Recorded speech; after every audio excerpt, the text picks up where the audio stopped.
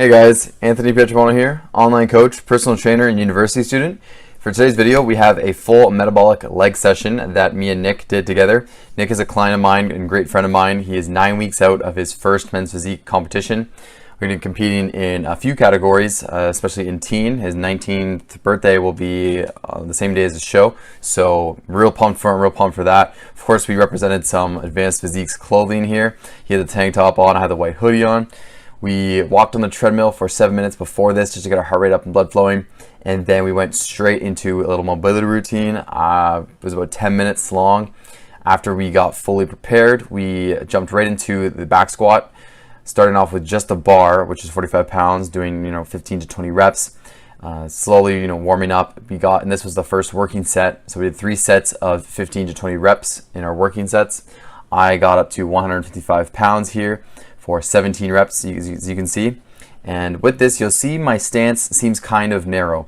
I like to stand shoulder width just to engage more of vastus lateralis and medialis, more so down where the insertion into my knee is, because my teardrop, that's known as the teardrop of your quadricep, as people call it, it's lacking personally on myself, so I like to do that and focus more on the end range, focus more on contracting a lot from the hole when I'm down in the squat.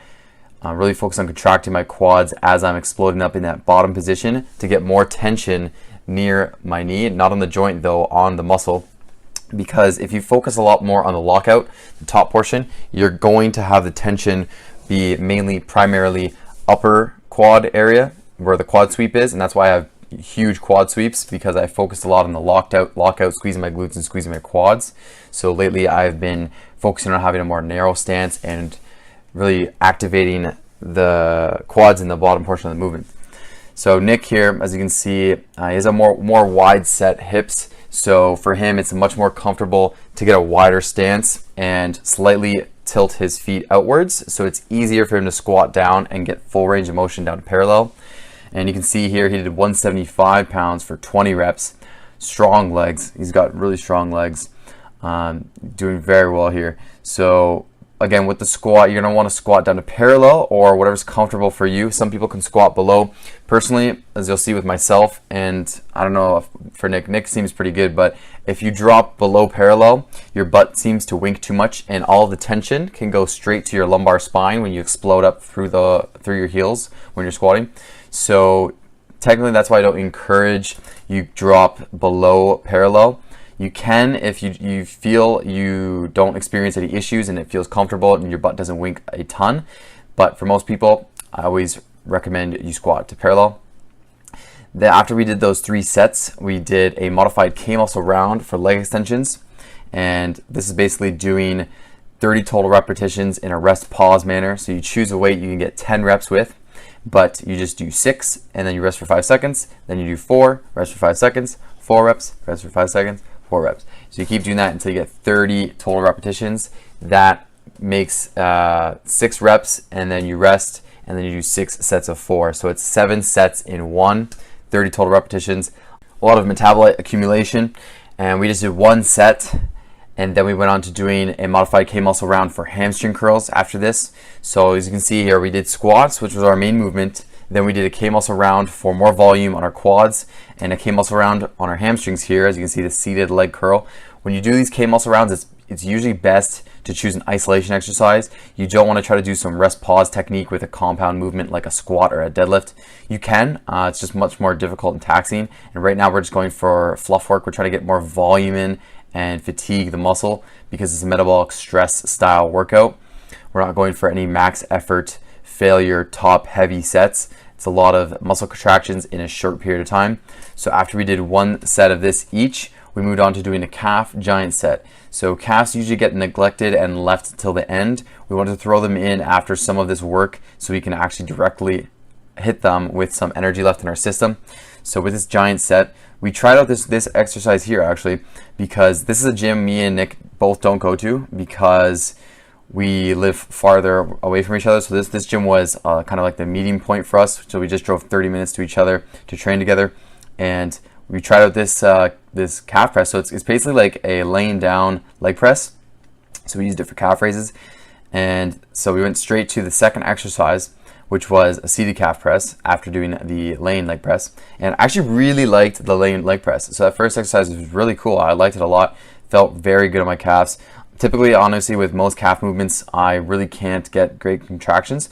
I've never been, it's always been tough for me to really get that mind muscle connection and squeeze really hard. Usually they either just cramp or my feet cramp. And that's simply because I don't do them often enough. So once I really upped my calf training frequency and intensity and made it more consistent, my calves adapted to the stress, and it's been much easier now to fully contract my calves. So anytime you have a muscle group that you can't really contract, try doing more frequency and really focusing on fully lengthening and fully shortening the muscle, and be consistent with it. So once you're consistent, you're introducing it to that stimulus, you won't get the cramping anymore, and you actually be better at eliciting that connection with your neurons to fire properly, so you can actually fully contract the muscle. So again, with this giant set, the third one that you saw there was a standing calf raise to finish it off. So we did 3 total sets of this. We did 1 round each. So I did one, and then Nick did one, and then I went back. We kind of went back and forth going through the rounds. And you can see here, he's fully lengthening. So he's letting his foot come all the way down, and then he's pressing all the way up and holding for a second. Then when we went to the second one, Nick didn't like this one too much. It felt a little weird for him. Totally fair. So this is also a new exercise here. We're just trying this one out with the giant set because we're used to doing a few different exercises. So yeah, he didn't like this one too much. That's okay.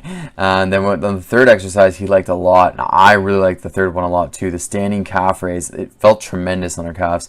We could really squeeze a lot and get more of the connection there. So we did 15 to 20 reps to finish it off on the third exercise here. And I didn't get a great shot or a great angle of him doing them.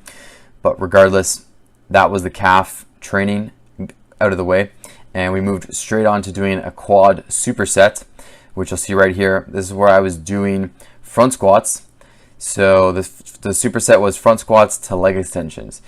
You see here, I like to do a cross arm grip. I cannot do the traditional grip where you have the bar under your wrists. I don't have enough wrist mobility for that. So I just get the bar right into my clavicle and shoulder girdle. And once it's snug in there, I don't feel any pain, and I can kind of sit up and just go straight down, keeping my elbows high, so that way it's stuck in that position, and focus on pressing through my heels. So that's what we did there. And then after those 8 to 12 reps with the front squat, we went straight to the leg extension for 15 to 20 reps. Just going constant tension up and down, really trying to fatigue the muscle and build up those metabolites. So that was the quad superset. And then after that, we just did a hamstring superset, which is seen in a second. I actually really love the white hoodie here. I'm really pleased with how the white came out. I'm actually going to be ordering white tank tops because those are going to look sweet. The black silhouette of the guy posing, doing the Ziz pose or the Frank Zane pose. You can call it whatever you want. That I love when it's black on the white. It pops way more. It looks way better. So just going to order more clothing. Really amped for that. And this was the hamstring superset. So we did stiff leg dumbbell deadlifts. With these, I like to keep a slight bend in my knee. If I have my knee too straight, then too much strain goes straight to my lower back. So you want to do a slight bend and really think about having the dumbbells as close to you as possible, and let it just run down your leg and come right up your legs. That way you can focus on really pulling with the hamstring. And then walked right over to the hamstring curl, so like a lane, or actually we did a seated leg curl. With the superset like this, you'll want to do a compound exercise supersetted with a isolation exercise. So that's why we did the stiff leg dumbbell deadlifts for a compound exercise, and then supersetted that with a seated leg curl to get more tension on it. And the pin dropped there, so it stopped, and I was like, what the hell is going on? So I guess I didn't lock it in fully, but you want to do 15 to 20 reps there. And after that, we finished it up and then did some posing. All right, here's the posing. So post-workout, look how full, look at the size, look at the muscle tissue that this guy has, man. Nick, he has an amazing frame. He has so much quality muscle tissue on his frame. We're really dialing it in. His trouble area is his love handles and his lower back.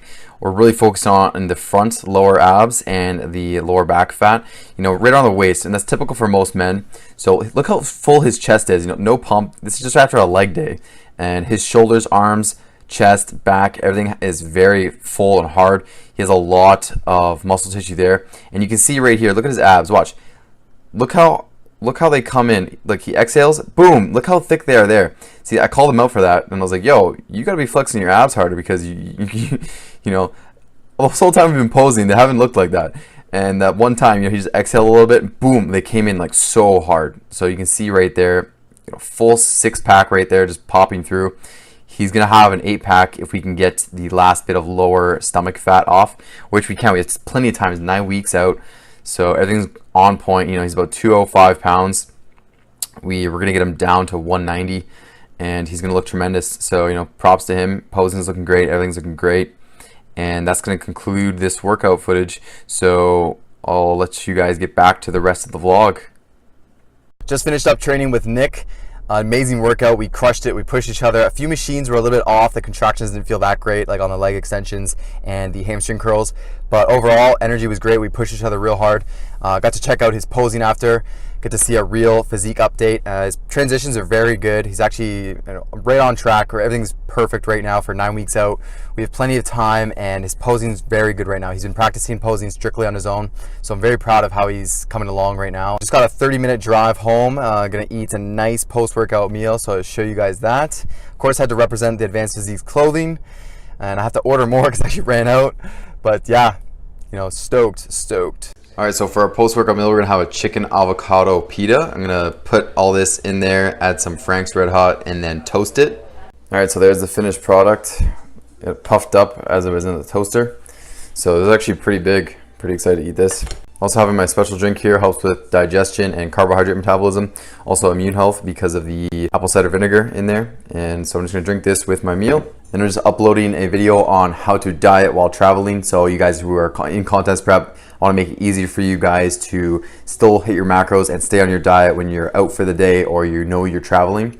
So be sure to check that out. That'll be already uploaded by the time you guys see this vlog. All right guys, it's 8 o'clock and I have my last meal of the night. So I'm having 120 grams of oats. I added water and then microwaved it, and then added 1 scoop of chocolate whey protein to it. And then I actually have these flavor drops. That's what this is right here. This is toffee flavoring drops. They're from My Protein, so this is what they look like. And then I'm adding 1 serving of these birthday cake Fruit Loops on top. There's a finished product. Gonna eat that and then read a book. Thanks for watching, guys. Hope you guys enjoyed the video. If you guys enjoyed it, then feel free to give a like. It really helps the channel grow.